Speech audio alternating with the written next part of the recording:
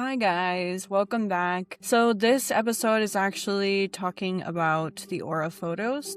It was something that I got really excited about, considering that a friend of mine, Miss Sadie, is actually going to invest in getting a aura machine. So this is getting everybody kind of excited about it, telling you my experience, especially working in Sedona, and how you can read your aura. But I have a cute little example.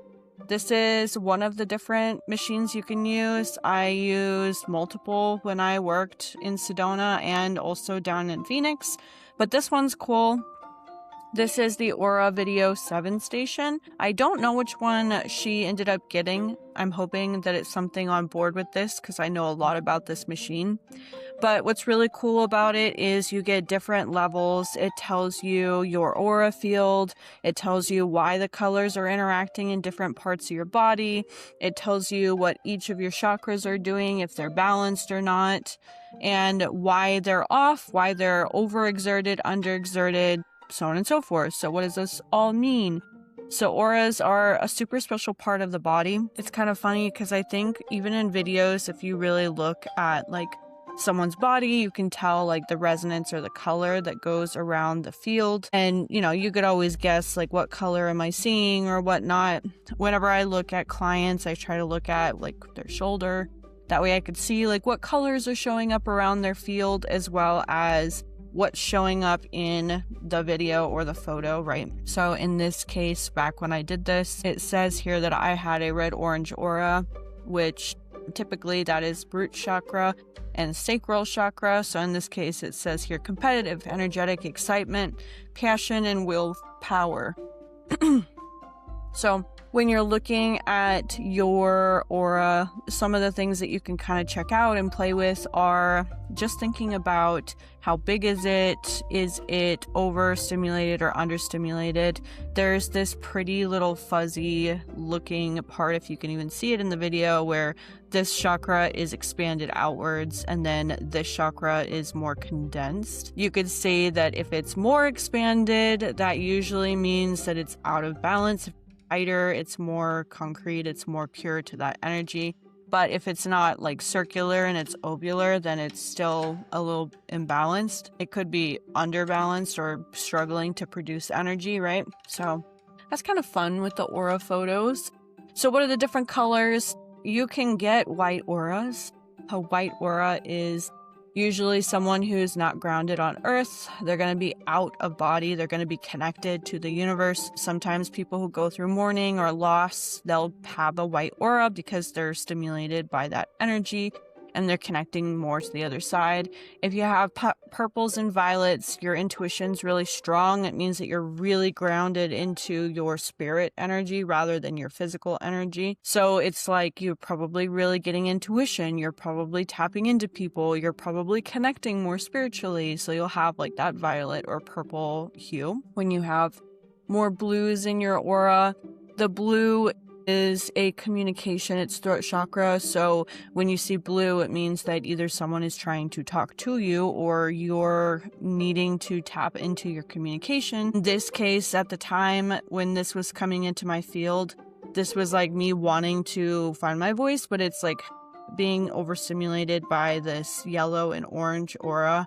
So communication and wanting to speak up more. At the time, I know I wasn't speaking up, so it makes sense. When you go into the greens, your greens are heart chakra. That's like deeper connection to your heart, how you're connecting to yourself, your love, your feeling. It could also be a sign of needing to connect with like nature or needing to tap into your emotions a bit more, like your heart's wanting more attention and love. Let me think. So the next one would be our solar plexus, so yellow hues.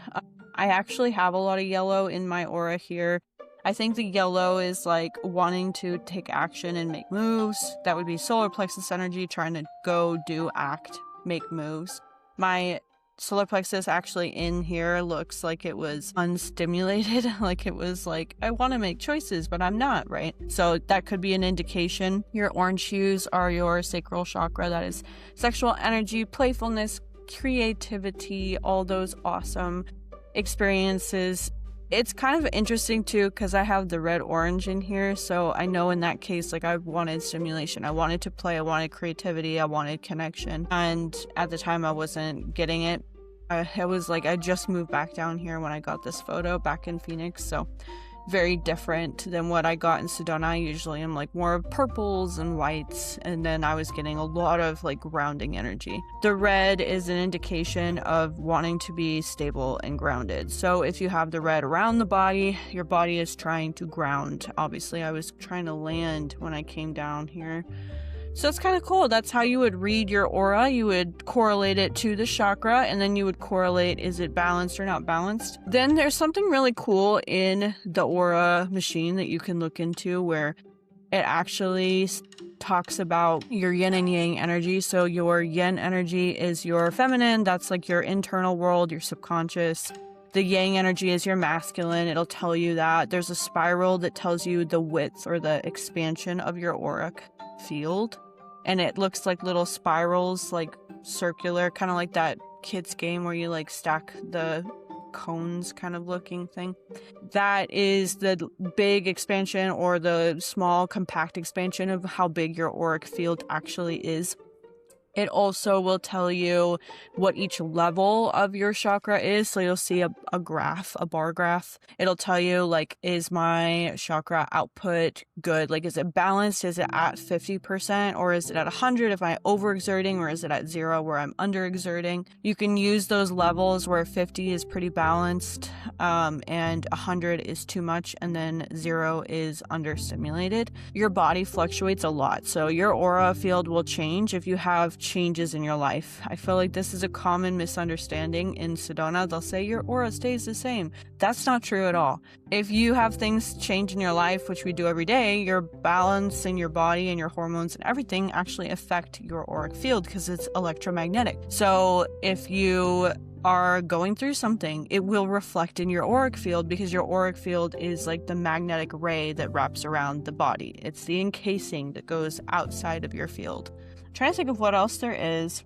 I went to go look for one of my previous ones that I had done before, and I couldn't find it. So I think it would get you guys really excited about being able to do the aura machines. I can't wait to work with them again. It's so much fun. I am hopeful that Sadie will be able to incorporate that, but it's so much fun. This is like photo paper. You can take it home like this, or we've printed them out before too, which was what I was looking for, was a printout. There's different ways that you could read it, but I think it's pretty accurate telling you like what's going on, especially if you channel it like through reading and you're like, okay, this is probably why this is imbalanced. So now that I'm aware of it, I can fix it, change it, adjust, and do the work to make my body more balanced. So if you guys enjoyed this, I encourage you to book a session with us to be able to tap into your auras. It's so much fun. It's definitely a party experience, so you can host those at your house, or you could partake in some of the events that we'll be doing. And I appreciate you guys so much. If you have any other questions, I actually do have an upcoming program that I'm launching, and I have a nice workshop that's coming up as well. You'll be able to get those links down below. So if you're curious about what I'm working on, I am working on a year-long coaching program. And in this program, I do teach some of the stuff with auras, but mostly it's geared towards mental, emotional, physical, and spiritual balance, kind of in the same aspects of the aura field. If you guys want to work with me and you're curious about it, I will leave that link down below. And if you enjoyed this, please like, subscribe, and follow for more tips, tricks, and fun stuff, and ignite your inner flame with me.